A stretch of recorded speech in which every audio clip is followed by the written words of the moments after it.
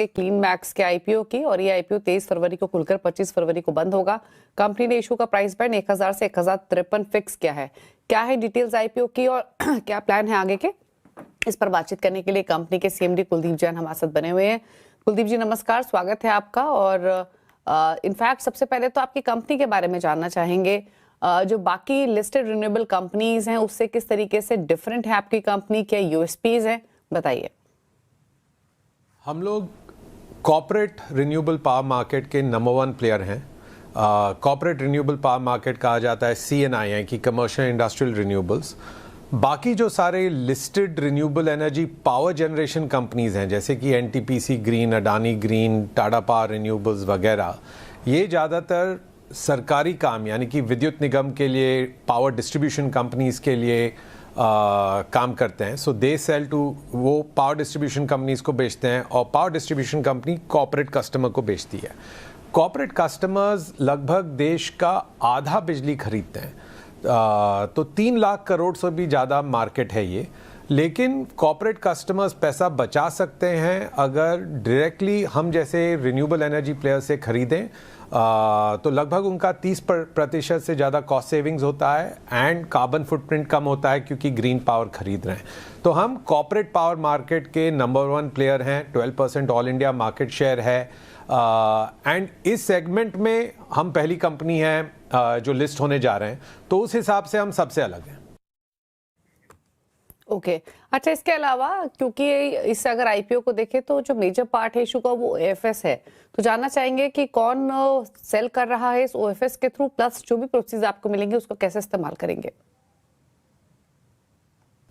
Sir 3100 crore रुपए का total issue size है। उसमें से 1200 crore is primary which the company is raising and 1900 crore 1900 secondary है जो ओएफएस पोर्शन है। सेकेंडरी शेयर होल्डर्स में कंपनी की इतनी ग्रोथ हुई है तो जो प्राइवेट इक्विटी इन्वेस्टर्स आए थे 2021 में या 23 में वो पार्ट एग्जिट ले रहे हैं।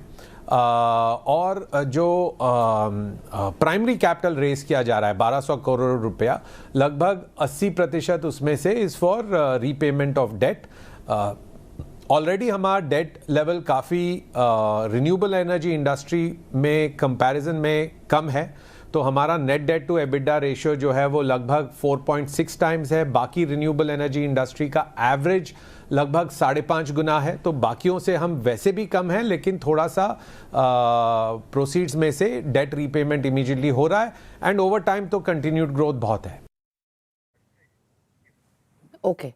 ओके अच्छा, एक चीज और जैन साहब, क्योंकि आप इंडस्ट्रियल कमर्शियल फोकस्ड कंपनी है तो आप अपने पीपीएस के बारे में अगर कुछ जानकारी दे सके।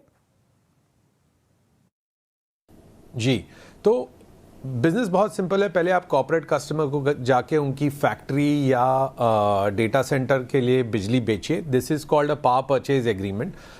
ऑन एवरेज 23 साल 22.71 ईयर्स का प्रिसाइजली पावर परचेज एग्रीमेंट होता है ऑन एवरेज। हमारे 1500 से ज़्यादा ऐसे पावर परचेज एग्रीमेंट्स हैं कस्टमर्स के साथ।